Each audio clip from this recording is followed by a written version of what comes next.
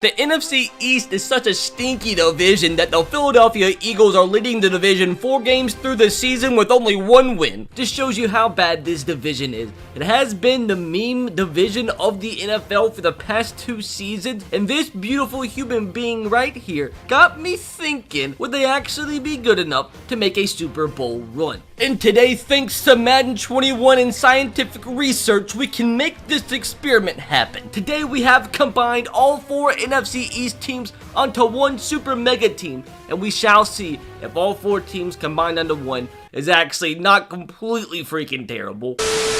Now everybody who's watching, let's get RBT to 1 million subscribers by Christmas. He's the best Madden scientist there is. I subscribe to him, and if you don't subscribe to, your favorite team is gonna lose to the, I refuse to say that team.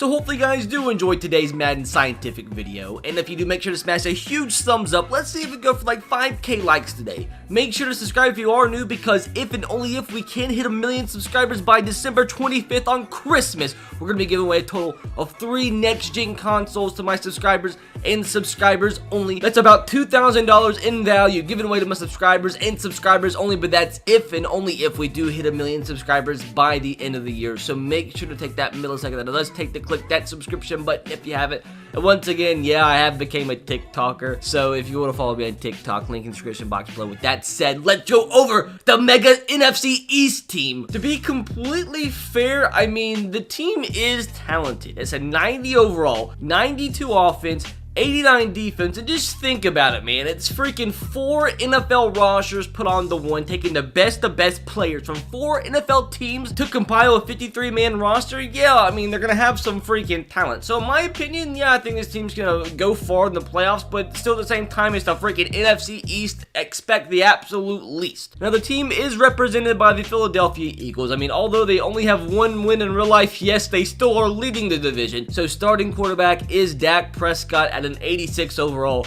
Behind him is Carson Wentz at an 82. At the running back position, I mean, it's a really good running back trio. We have Ezekiel Elliott, Saquon Barkley, and Miles Sanders. At wide receiver, not a bad group either. We have Amari Cooper, Terry McLaurin, Michael Gallup, Darius Slayton, CeeDee Lamb, and Jalen Reagor. At tight end, we have Zach Ertz, Evan Ingram, and Dallas Goedert. Actually, some really good tight ends here. The offensive line is actually extremely freaking solid. At left tackle, we have Tyron Smith at a 91. Behind him, we have Jason Peters for depth purposes. At left guard, we have Zach Martin at a 97. At the center position, we have Jason Kelsey at a 94.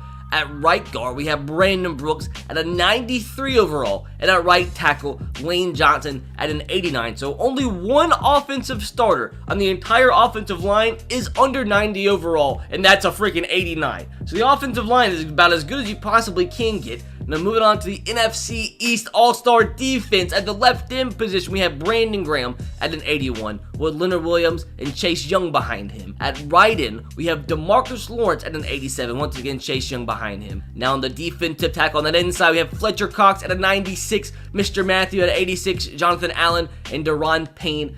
At the linebacker positions on the left side, we have Jalen Smith at an 83, Montez Sweat at a 77. On the inside at middle linebacker, we have Leighton Vander Esch at an 82. Go ahead and let Jalen Smith be the backup middle linebacker here. Moving on to the right side, we have Thomas Davis at a 78 overall. We have Chase Young back there. I mean, imagine Chase Young, a freaking outside linebacker. Now moving on to the cornerback position. I mean, a pretty freaking good group here. Darius Slay at a 90 rated, Kendall Fuller at an 86, Nickel Roby-Coleman at an 82, Chidobe Awuzie at an 82. We have James Bradbury at an 81, free safety Logan Ryan at an 83, Rodney McCloy Jr. at a 77, strong safety Landon Collins at an 82, and Jabril Peppers and Will Parks behind him for some depth. Now the kicker for the team, Jake Elliott. Punter for the team, Cameron Johnston. Kick returner, gonna have Jalen Reagor, and that punt returner, gonna have Jabril Peppers. So all in all, I believe it's a pretty freaking talented team. But at the same time, we know talent isn't everything. But I do think, even though the team might not mesh well, because it's not necessarily a team of winners, you know, considering the NFC East the past few seasons. But at the same time, I do think it is enough talent to carry this team to at least 10 wins. So I want you guys to let me know in the comment section below your prediction for this team. I am going to go, actually, I'll give them the benefit of the doubt. I'm going to go 11-5 for my prediction. I mean, with that overall, they're the best team in the league. They should be able to win the Super Bowl. I mean, it's freaking 4 teams combined into one. They should be freaking good enough, dudes. The moment of truth. And they do make the playoffs. And now I completely forgot to even mention the other kind of part of the experiment. The NFC East teams, aside from the Eagles, are without their best players. So, like, obviously, that's going to make it a little bit easier for the NFC East team to make it to the playoffs. Now, apparently, we have a ton of upgrades right here. A ton of them. So, the team's going to even get better throughout the playoffs. Now, how much did we go up to? A 93 overall, 95 offense, and a 91 defense. Did we went 16-0. Okay. So I didn't necessarily expect that, but yeah, we freaking went goddamn 16-0. The rest of the division was pretty stinky. The Cowboys, poor guys, like they did lose a lot of their really good players. Now, at the same time, 16 wins might be a little skewed because the rest of the division is just not good, but at the same time, they weren't good in the first place. But we'll take that 16-0. Definitely. Now, the best record in the league obviously went to us. The Patriots at 13-3, Chiefs 12-4, Rams 11-4-1. Are there any surprising teams? Packers 9-7, Bears made the playoffs. Ravens barely squeaked out a playoff spot in 8-8, as did the Bengals at 8-8. The Titans at 7-9 made the playoffs, so maybe the AFC South is actually worse than the freaking NFC East. But the worst record in the league is going to end up going to the poor freaking Cowboys. So it's the Cowboys who already are pretty stinky in real life without their best players. It's like basically the Cowboys defense without the best offensive players, so obviously they're going to be bad. Dolphins had the worst real record in the league at 3-13. We had to have had somebody win the MVP with how good we actually freaking were this season, going 16-0. We had the best offense in the league. MVP is going to go to Josh Allen on the 7-9 Bills, so that was kind of just anticlimactic. Do we have anybody in the top 10? So that's just funky. How about Rookie of the Year? Do we have anybody come in the top 10?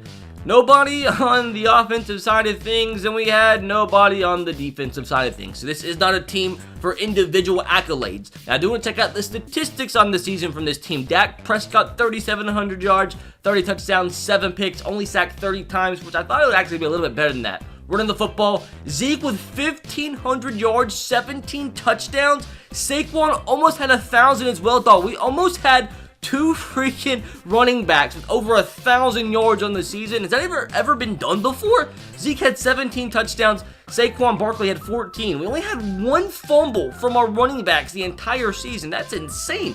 Actually, only had 2 fumbles the entire freaking season. I've never even heard of that, dude. Now, catching the football, didn't have a 1,000-yard receiver, but we had like so many freaking rushing yards, so what does it freaking matter? Cooper had 933, led the team with 6 touchdowns. Actually, Zach Ertz had the most touchdowns with 7 on the year. Now, defensively for us, Leighton Vander Esch led the squad, 104 total tackles on the year. Brandon Graham with 15, and DeMarcus Lawrence with 12.5. Now, I do want to check out and see what players progressed the most, although it's going to be kind of tricky figuring out what their actual overall is, because most of these players do have an overall, like, morale boost. But Dak Prescott, without the morale boost, up to an 88 overall. Zeke up to a 94. Saquon, a 93. Amari Cooper up to a 94. Terry McLaurin's up to an 87. Michael Gallup up to an 85. CeeDee Lamb up to a 79. The offensive line is insane. We have Zach Martin up to a 99 with that morale boost. The entire offensive line is freaking mental. Everybody over a 90 overall now. Zach Ertz up to a 93 with the morale boost. Evan Ingram up to an 89. So pretty much, we only have, I think, 1 starter on the entire offense that's under a 90 rated, so that's not too shabby. And defensively, I mean, it's still looking pretty solid. I mean, Thomas Davis, at least he's providing some experience. He's the only player under an 80 rated on the entire team. Leighton Vander Esch at 85, Jalen Smith 86.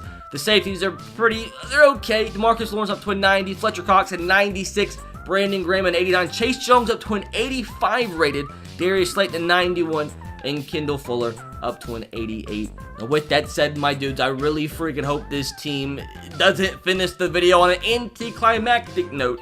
Now, to be fair, like, I think it'd actually be more embarrassing than what is actually going on in real life if this team, with how good they are, being 4 full NFL rosters put into one that went 16-0 in the regular season, didn't actually win the Super Bowl. Like, I think that would be more embarrassing than anything else. At least we did get a first-round bye. We're going to be taking on Nicholas Foles and the Chicago Bears at 9-7 on the the year. Gonna upgrade as many players as we possibly can to make this team as good as freaking possible. For some reason, I have a sneaky suspicion that we're gonna lose this game to Nicholas Foles. I just know it's gonna happen. Oh my god!